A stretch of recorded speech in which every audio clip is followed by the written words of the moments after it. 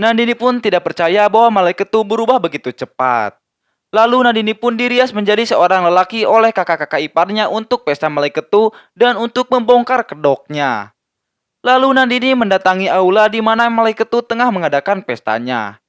Nandini mendekati malaikat itu dan mencoba mengujinya. Lalu Chandra pun kemudian muncul. Nandini memberi kode pada salah satu pelayan agar menumpahkan minuman pada malaikat itu. Pelayan melakukan tapi Nandini terkejut karena malaikat itu tidak emosi. Nandini pun menegur pelayan tadi dan mengatakan sesuatu untuk memancing emosi malaikat itu. Tapi malaikat itu tetap tenang dan malah memarahi Nandini. Chandra pun memegang bahu malaikat itu dan memujinya. Lalu Chandra menegur Nandini dan Nandini pun menyelinap pergi membuang minumannya di pot bunga. Dan Chandra pun melihatnya. Chandra yang curiga pun menghampiri Nandini dan bertanya apa yang sedang dilakukannya sambil menyentuhnya. Nandini pun terkejut dan menjadi gugup. Nandini hendak pergi tapi Chandra menghalanginya lantas memanggil pelayan dan memberikan minuman lagi pada Nandini. Lalu mengajaknya minum. Chandra terus mengajak Nandini berbicara tapi Nandini beralasan dan bergegas pergi. Nandini pun pergi dengan terburu-buru tapi Chandra menariknya dalam pelukannya dan melepas cambang palsunya. Chandra pun berkata pada Nandini bahwa dirinya sudah memperingatkannya agar tidak ikut campur dalam masalah malaikat itu. Nandini berusaha menjelaskan tapi Chandra membentaknya, kemudian Chandra jatuh pingsan karena terlalu banyak minum dan Chandra jatuh menimpa Nandini. Dudara bersama Nandini mencoba menyadarkan Chandra tapi Chandra masih saja pingsan.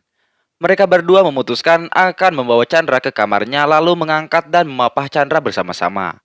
Tapi mereka melihat penjaga dan bersembunyi. Dudara lalu menyerahkan Chandra pada Nandini dan dia keluar berkata pada penjaga agar menjaga kamar Helena karena dirinya ingin tambahan keamanan di luar kamar Helena. Chandra sendiri sibuk meracau dan Nandini menutup mulutnya. Setelah penjaga melintas, Dudara dan Nandini membawa Chandra ke kamarnya dan membaringkannya.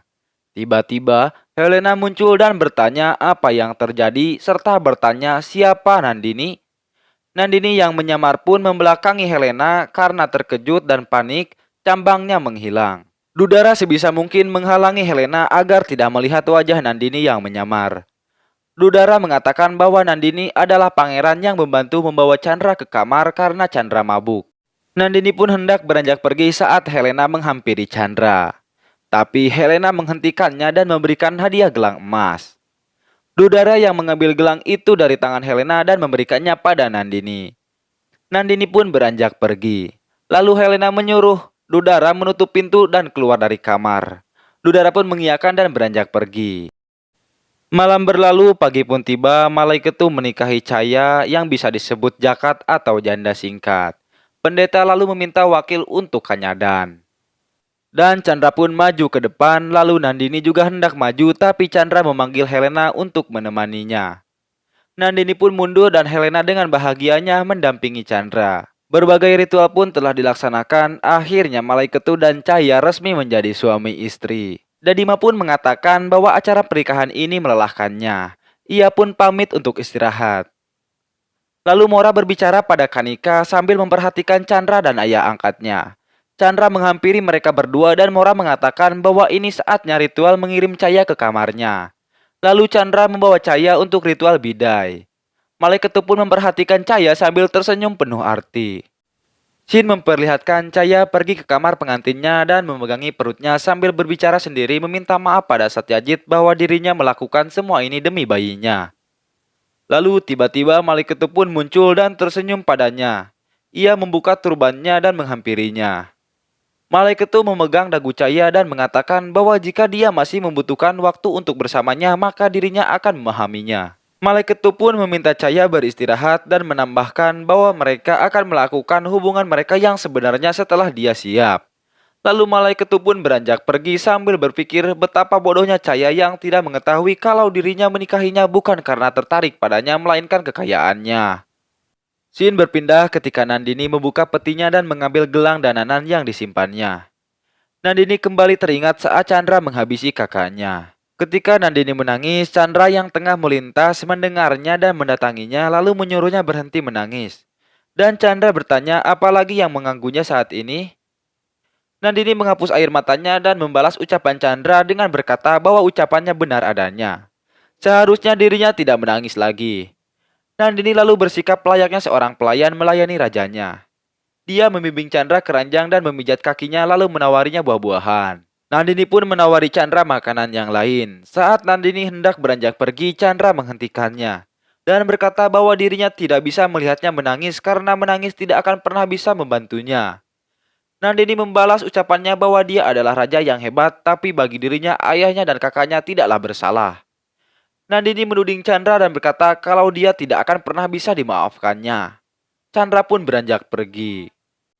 Chandra pun menuju Chanakya. Ia berdiskusi dengan Chanakya mengenai Padmananda yang melarikan diri. Pelayan lalu menemui Chandra dan mengatakan ingin berbicara dengannya. Pelayan itu meminta Chandra mendekat dan pelayan itu kemudian mengatakan sesuatu yang sangat penting. Chandra pun terkejut dan langsung berlari pergi. Scene memperlihatkan Dudara tengah diperiksa oleh tabib. Dadima dan Mora menemaninya. Chandra datang dan bertanya apa yang terjadi.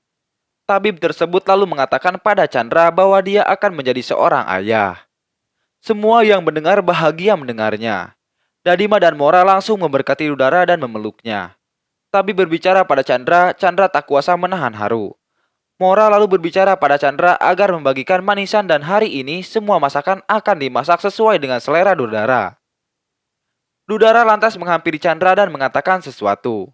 Chandra pun dengan bahagia memeluknya. Lalu Dudara berbicara dengan Chandra bahwa dirinya akan memberikan kabar kehamilannya pada seseorang yang pasti akan merasa sangat bahagia. Lalu Dudara pun beranjak pergi. Ternyata Dudara pergi ke kamar Nandini.